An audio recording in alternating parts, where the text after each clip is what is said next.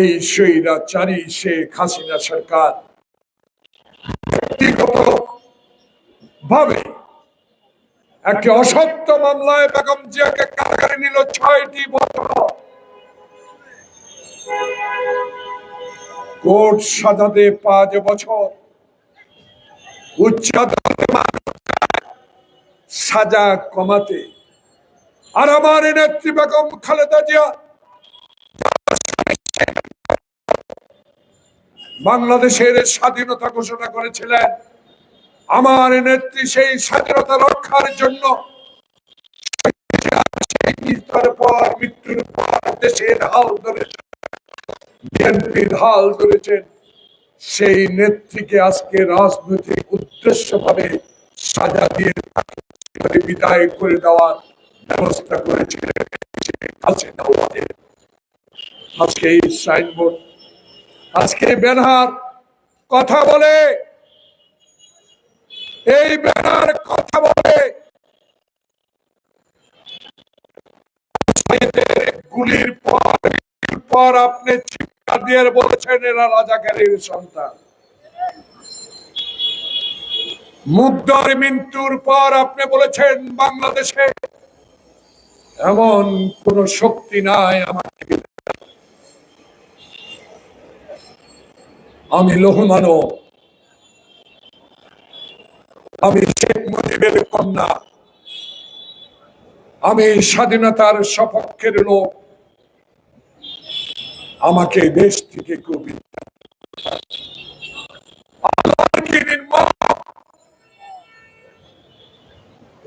আল্লাহ বাংলাদেশের মানুষের উপর। কোথায় শেখ হাসিনা? বাংলাদেশে আপনি নাই।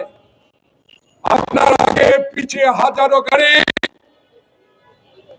আপনি এমন গাড়ি ইম্পোর্ট করেছিলেন, আপনি সড়কে নামলে গাড়ি থেকে আপনার পিছনে যে গাড়ি থাকে সেই গাড়ি ২০ কিলোমিটার পর্যন্ত দেখা যায় কোন সন্ত্রাসী আছে কিনা। আপনি এই খবর চাল কিনতে পারে কিনা, কিন্তু আপনি কোটি টাকা খরচ করে আপনার নিরাপত্তার জন্য বিদেশ থেকে গাড়ি ইম্পোর্ট করেন। আর বাংলাদেশের গরিব মানুষগুলো বিল দিতে পারে না। এই বিদ্যুতের বিলের টাকা নাসরুল হামিদের কাছে এখন নাকি হাজার হাজার কোটি। প্রিয় ভাইরা, দিন রাত ঘন্টার পর ঘন্টা বললেও শেখ হাসিনার অত্যাচারের কথা শেষ হবে। লজ্জা হয় না? শরম হয় না? যদি হইতো, যদি সত্যি শেখ মুজিবের কন্যা হতেন, এতটুকু ভালোবাসা মানুষের জন্য আপনার থাকত। আপনার পিতা যেমনি ভাবে গণতন্ত্র হত্যা করেছে, আপনার পিতা যেমনি রক্ষী বাহিনী লাঠিয়া মারবি দিয়ে একের দিনে গুলি করে হাজার হাজার আওয়ামী বিরোধী লোককে হত্যা করেছে, ৪০০-র উপর গুলি করেছে, সে আপনার বাবার কথা আপনি রাখার জন্য ১৫ই অগাস্ট ছুটি ঘোষণা করেছিলেন। রাস্তার মোড়ে মোড়ে আপনার বাবার ছবি টাঙিয়েছিলেন। ভবনে, সচিবালয়ে যেখানে পেরেছেন সেখানে বাবার ছবি টাঙিয়ে দিয়েছিলেন।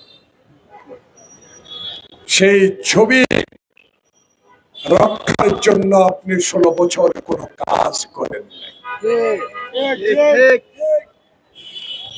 আপনার বাবার আপনি ক্ষমা চেতে পারতেন, আপনার বাবার জন্য দোয়া চাইতে ক্ষমতা দিয়ে, কারণ আপনার বাবার লাশ ৫৭০ সাবান দিয়ে ধোবার লোক ছিল না। আপনার বাবার প্রতি যদি সম্মান থাকতো তাহলে সংসদে দাঁড়িয়ে কোথায় সিরাজ দাউদকান্দি থেকে হেলিকপ্টারে করে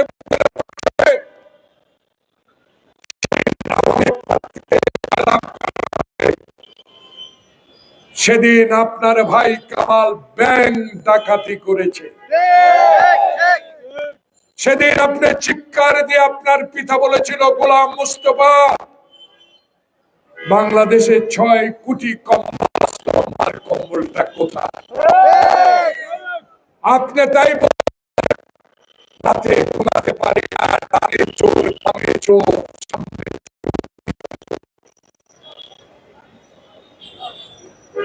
সেই পিতার জন্য আপনি 16 বছরে ক্ষমতায় থেকে ছবি টাঙ্গিয়েছেন, কিন্তু ক্ষমা চান নাই।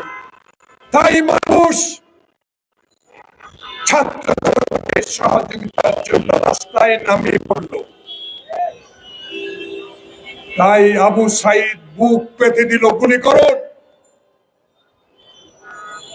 কি পাষণ্ড পুলিশ, তার কি সন্তান, কি করে তার স্টিকারে টিপ পড়লো আবু সাইদের বুকের গুলিতে, বুকে গুলি মারা। প্রিয় ভাইরা, আমি একজন স্বাধীনতা যোদ্ধা। আমি এই প্রেস ক্লাবের সামনে চিৎকার দিয়ে বলে যেতে চাই, যদি নিঃশ্বাস থাকবে ততদিন আপনার বিরুদ্ধে কথা বলে যাব। কারণ পাকিস্তান থেকে স্বাধীনতা এনেছি আপনার দিল্লির শাসন নেওয়ার জন্য নয়। দিল্লি আপনাকে 2014 সালে ইলেকশন করার জন্য সকল সহযোগিতা করেছে। 2018 সালে আমি প্রার্থী ছিলাম, একদিনের জন্য আমি আমার ঘর থেকে বেরোতে পারি নাই। 2024 সালের 7 জানুয়ারির নির্বাচন ভাইয়ে ভাইয়ের নির্বাচন, কোন সাংবাদিক কথা বলতে পারে না। যমুনা টিভি 2024 সালে 3 সেকেন্ড যখন আপনার ভোট ডাকাতির কথা বলছিল, তখন আপনি তার সার্কুলেশন, তার প্রচার বন্ধ করে দিয়েছেন।